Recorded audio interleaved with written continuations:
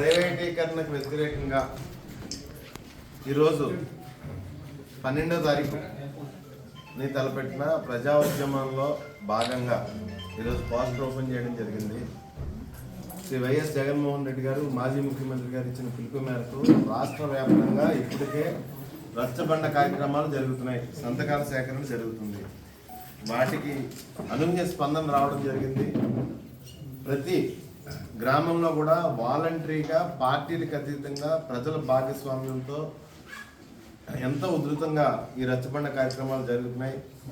దాని కొనసాగింపుగా మెడికల్ కాలేజీలు, అదేవిధంగా హాస్పిటల్ ప్రైవేటీకరణ నిరసనగా రేపు 12వ తారీఖుని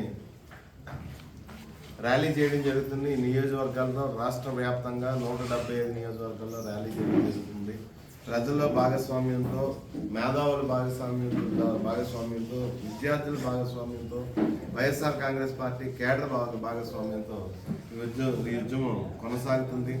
ఇదే విధంగా మేధావులందరూ కూడా ఈ విషయమే చూస్తూ ఊరుకుంటే ఈరోజు హాస్పిటల్లో లేకపోతే కాలేజీలు, బడులు అమ్మే పరిస్థితి కనపడుతుంది. రేపు గుడులను కూడా ప్రైవేట్ పరం చేయడం కూడా మొదలు పెడతారు చంద్రబాబు నాయుడు గారు. ఎందుకంటే ఈ మధ్యనే చూస్తున్నాం, ప్రతి విషయంలో గుడులను కూడా డెఫినిషియేట్ చేస్తున్నారు. ప్రైవేట్ గుడులు, ప్రభుత్వ గుడులు అని చెప్పేసి డెఫినిషియేట్ చేయడం కూడా చూస్తూ ఉన్నాం. అది కూడా తొందరలోనే మనం మాట్లాడకుండా ఉంటే, ప్రజలు ప్రశ్నించడం మానేస్తే, ప్రతిపక్షం ప్రశ్నించడం మానేస్తే ఈ రాష్ట్రంలో ఉన్న ప్రజల ఆస్తులు కానీ లేకపోతే ప్రభుత్వ ఆస్తులు కానీ తన మనుషులకి చంద్రబాబు నాయుడు గారు ఇచ్చుకోవడానికి రెడీగా ఉన్నారని చెప్పి తెలియజేసుకుంటున్నాం. ఇప్పుడే ఈ ప్రభుత్వ వైద్య కళాశాలల్ని ప్రైవేటీకరణ చేసే విషయంలో జరుగుతున్న ఉద్యమంలో భాగంగా 12వ తేదీన జరుగుతున్న మన వైఎస్ఆర్ పార్టీ ర్యాలీలకు సంబంధించిన పోస్టర్ని పెద్దలు జిల్లా పార్టీ అధ్యక్షులు మాజీ మంత్రివర్యులు దాడిశెట్టి రాజయ్య గారి ఆధ్వర్యంలో పెద్దలు నాయకులందరూ కలిపి ఆవిష్కరించడం జరిగింది. మీకు తెలుసు, ఈ ప్రజా ఉద్యమం పెద్ద ఎత్తున చెబుతాం. ఎందుకంటే చంద్రబాబు నాయుడు లాంటి థిక్ స్కిన్కి తోలుమన్నం అంటాం కదా, అలాంటి ప్రభుత్వం ఇది. ఎవరు చెప్పినా ఎన్ని చెప్పినా తలకెక్కట్లే.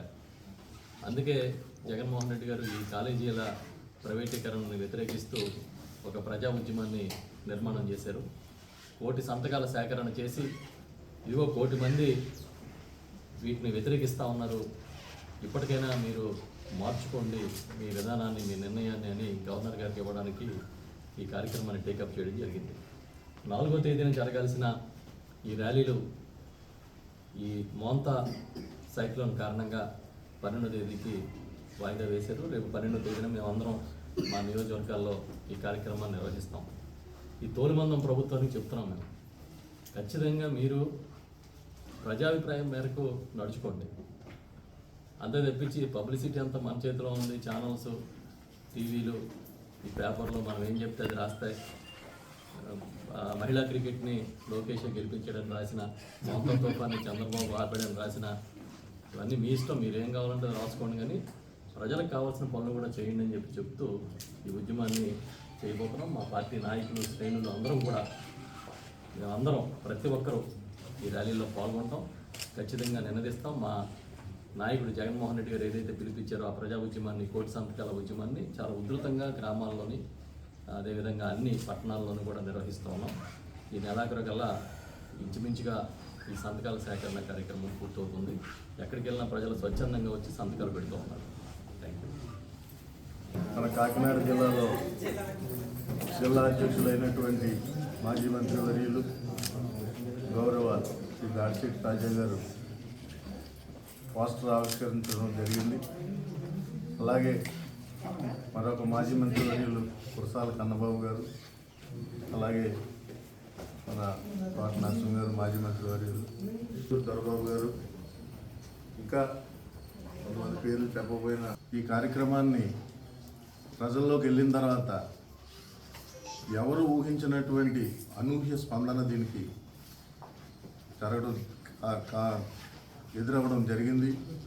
అదేవిధంగా మొన్న మా గౌరవ అధ్యక్షులైనటువంటి వైఎస్ జగన్మోహన్ రెడ్డి గారు, అలాగే ఎస్సీసీఎల్ లీడర్ అయినటువంటి సుధాకర్ బాబు గారు, వారు కూడా